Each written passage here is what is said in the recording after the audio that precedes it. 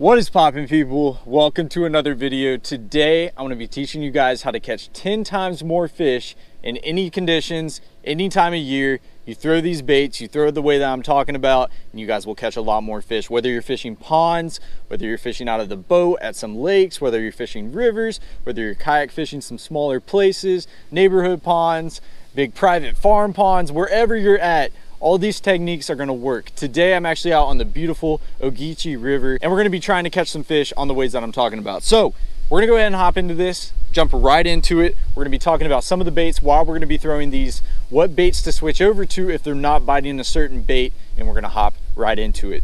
So first thing that we're gonna talk about today is first, before we even get into the bait, we got a few baits we're talking about. We're gonna talk about the rod and reel setup. There's one rod and reel in particular that I like just because it's one of the most versatile combos.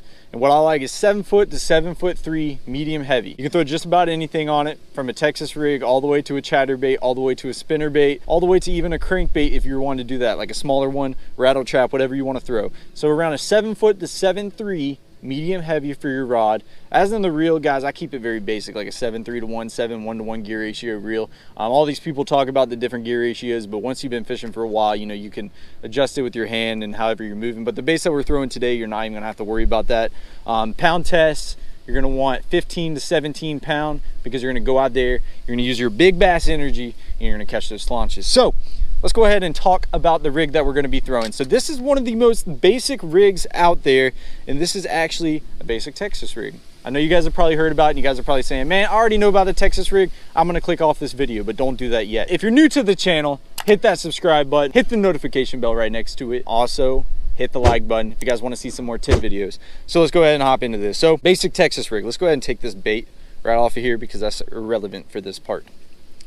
So in my hand, I got a 4/0 EWG hook. These are actually by 6 cents. Any of the stuff that I'm talking about today, if you want a discount on, I will pop the code up on the screen and I'll drop the links down below. But this is a 4/0 EWG hook. These hooks are sharp as can be. As for the weight, I'm using a simple 1/4 ounce, just standard bullet weight. This is a lead weight. Keep it basic, keep it simple. Where's the packaging? I have it somewhere. Right here. Just simple and basic. Out here on the river, I don't want to use tungsten. I use just basic lead weights just because I break off a lot. Or if you catch like a mud fish or something, that's going to snap you off. So that is the basic rig right there. If you guys are wondering about the knot, I tie a uni knot. I know a lot of people out there tie a polymer knot, but I love the uni. I've been tying it for years. I haven't had any problems with it, and it's overall my favorite knot. So that is the rig that we're going to be using. Now let's talk about the baits that we're going to be throwing on. I have 3 specific baits in my hands today that we're going to be talking about. One is called the prawn. This is a crawl style bait. It's more of a beaver style. It's going to be different than the stroker crawl that I have right here. Comparing these 2 baits, let's whip them out of the package. So this right here is actually the prawn by 6 cents. In the last probably 6 videos I've uploaded, I've absolutely killed the fish on it. And this is like a beaver style bait. It's a smaller beaver, and as you guys can tell, you pull these apart right here and it's just got a tiny bit of motion at the end. On the other hand, we got a stroker crawl right here. When you get them out of the package, you're gonna pop them off like that so those legs are free. As you guys can tell by this one, it's got those tails at the end that are gonna be kicking the whole time. That's gonna put off a lot more vibration. A little more subtle, a lot more vibration. So if those fish are a little bit more finicky, like today, last night we actually had a cold front. It went from 80 degrees all the way to a high of 50 today, 30-degree drop. Okay, I'm gonna wanna use something more like this that's a little bit more subtle, that those fish are gonna bite because they're gonna be slower today. Pressure, it was low last night, now it's just skyrocketed. So those fish are gonna be a little slower. I'm gonna go with the prawn. Fish are a little bit more active. If you're fishing more dirty water, you're gonna wanna go with the stroker crawl. Okay, that's going to put off a little bit more vibration. You'll get a ton of bites on that. But if you don't get bites on a crawl that has, you know, a lot of motion, you want to switch over to something like this that's a little more subtle. The fish will bite it. Now let's talk about if they're not biting either one of these baits, because I've seen it like this where these fish just don't want to eat a crawl. You know, they really want a worm better.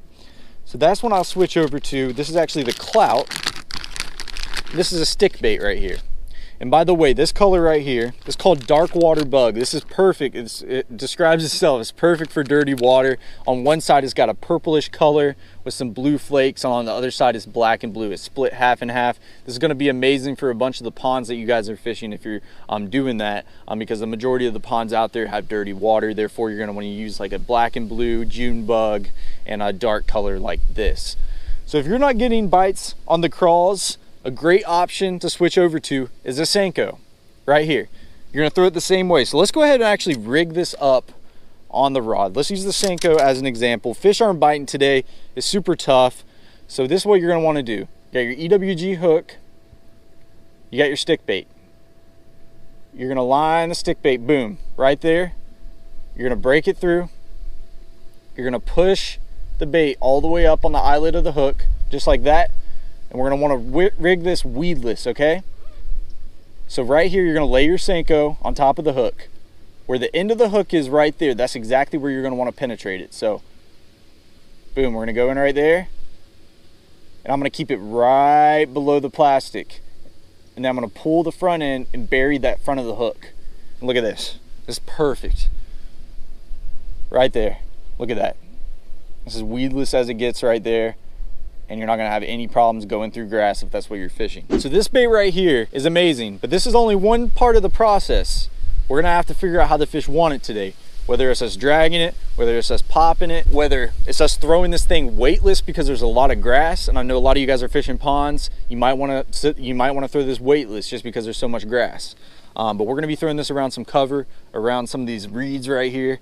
And you know, we're gonna want a weight on there today. But that is the beautiful rig that we're gonna be using. Like I said, tough conditions today, cold front last night. I'm gonna go to a worm. You know, sometimes they'll eat the crawl, but if they're not eating it, you know, we've had a few bites on it today, we're gonna switch to a worm for a more subtle approach. Now let's see how we're gonna throw it. I think so. We were getting bites though, every once in a while. Yeah. There he is. You got him? Get him, boy. Yeah, Bradley. Oh yeah. Right. Little guy. 2 seconds on the worm. The Senko. He's on the Senko though, yes sir. So Bradley was throwing the Senko. He was throwing the clout. Caught him a little old bass, nothing big. Right there on the grass though. As you guys can tell, he's tucked up on it, wasn't he? Tucked right up on it, hit it just like it's supposed to. Right there. Right there, guys. He's in that little cubby hole. Little things like that you want to pick up on. Oh my gosh, look at this. Oh, there he is. Oh my gosh. Dude, he's running. Oh my gosh, it's a good one. Oh, oh, Bradley. Yes. Boys, we got us a good one today, man. We got us a good one right here. And we are getting one step closer. Me and Bradley have been talking, and we were going back in the slough for probably 2 miles already. And it's high tide. We're gonna see if we can find them stacked up. We haven't had a bite this whole way. And then boom, just knocked a good one right there. That is a beautiful Ogeechee River bass, fat and healthy. We're gonna keep on fishing. I hooked him. By the time I hooked him, he's already under my boat. That's how strong these fish are out here. That is awesome. Let's keep. We talked about the rig that we're gonna be using. Now I'm gonna talk about a few different ways that you guys can catch more fish on it. This is the important part to where it's gonna make you catch, I promise you, a lot more fish if you're using these tips I'm saying in today's video. So if you look around, there's a bunch of different things. You see these little reeds and stuff all around this weird looking grass. You guys probably don't see that much. We're actually in some brackish water right now. We also have some laydowns right here in this corner. And you know, bass, what they like to do is they hang up on all that stuff. Whether it's wood, whether it's rock, whether it's grass, they like to have their back in all that, okay? So seeing that laydown right there, that fish is gonna be right up on that thing. So if you guys are fishing bank spots, especially, if you guys see anything like that, if you see laydowns, whatever it is, you need to be flipping an old Texas rig in there. Okay, here this is current. As you guys can tell, I have my weight free. If you guys are flipping in some heavy cover, I would suggest putting a bobber stop on top of this so your weight is pegged. Okay, here if you're fishing tidal water, if you're fishing where there's a lot of current, I like to use no peg because it's going to have a lot more motion. It's going to look a lot more natural to that bass. So all right, so we're pulling up in this pocket. You know, we got some grass, got some laydowns, and I want to cast at that tree. You know, I want to see if there's a fish on that tree. So I'm going to get this Texas rig and give it a little cast right up on that tree. Let up on my line out, make sure you're on the bottom. There's gonna be one style that if the fish are super tough, this is what I do all the time. So I just let it sit for a minute. Once I cast out there, I'm gonna reel up my slack, and And I'm gonna slowly drag that thing over those limbs right there. Very slow, okay? Reel up your slack. Slowly drag that thing. And if those fish are really finicky, sometimes that's how they're gonna want it. But then there's gonna be some days that you're gonna cast this bait up on there. Boom, just like that, right up in that tree. And you're just gonna wanna click it and not even move that thing. That's called dead sticking. You know, that is the worst case. If the fish are like, just totally shut off, you can't get a bite, you need to try dead sticking, okay? And then there's gonna be those days where the fish are a little bit more active, you're covering some water, and you're gonna pitch up in that tree. If you're throwing the crawl especially, you're gonna wanna kinda pop it. You know, you're gonna wanna kinda hop it. And those fish are gonna want it better that day. You know, it's just gonna depend. You're gonna have to experiment with dead sticking it, dragging the bait, popping the bait, but make sure you're up on that cover. That's very important because those bass are gonna suck up to that stuff. One very important thing is in a sunny day.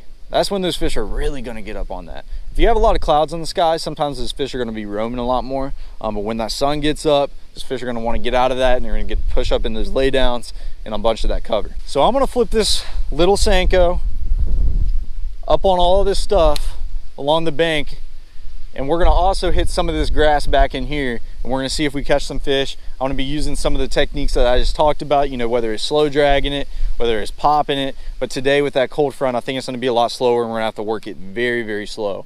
We're gonna try that crawl a little bit.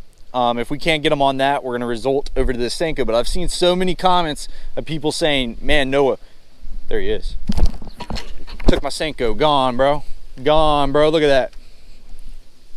Gone. All right, here's a great example right here. You guys ready? When that happens, I didn't get a hook in him. He just took it. Okay, I'm gonna switch up to this crawl because it's a different presentation. He noticed that worm, okay? Now we're gonna switch right over to this. We're gonna pitch in there and we're gonna see if he'll eat it. Rig it the same way? Yeah, rig it the same way, right up on there. We're gonna pull these tails off. There we go, that's perfect. Okay. And this is important. You wanna get back in there really quick. He was right under that tree, guys, right on that cover. See if he'll eat this thing. But you saw how slow I was working that worm, guys. It's important. But he had it, he peeled it right off. But usually when that happens, you can get back in there and catch him. This could be another one of those situations where they just don't want this crawl. You know, they want something a little more slower, like a worm. And, you know, I wanted to put on the crawl because he just saw the worm, you know, maybe switching it up, throwing something a little bit different in there might trigger that fish to bite. But he just did not have it all the way. He was running with it. What the throw was a 6'6". Anything above that was giant. Holy cow. Yo. That was a big fish. Yeah, I don't know what it was, but it was big. That was a big fish. You didn't even shake him. I don't think that was a mudfish. I really don't. I really don't. Mudfish, they pull hard. Yeah, frayed, look. It's a frayed, that ain't a mudfish. That was a bass. That was a big one, dude. That was a very big fish. That's a great learning lesson right there. And this is something I want everybody to know at all times.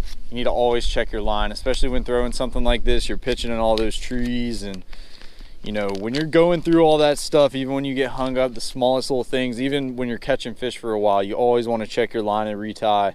And that is a little mistake that I just made, and I broke off a big fish right there. So we're gonna retie right now and get back in there, catch a big one. Big bass? Yeah. A striper. I mean that still? Yeah. How the heck you catch a striper in here? That's a good one. Holy cow. That's big bass energy, just striped bass. Yeah, that's a good one though. Good striper. That's a fatty. I can't believe you caught him back here. That's insane. On a crawl. On a crawl. I've never seen that before. That's a beautiful striper though.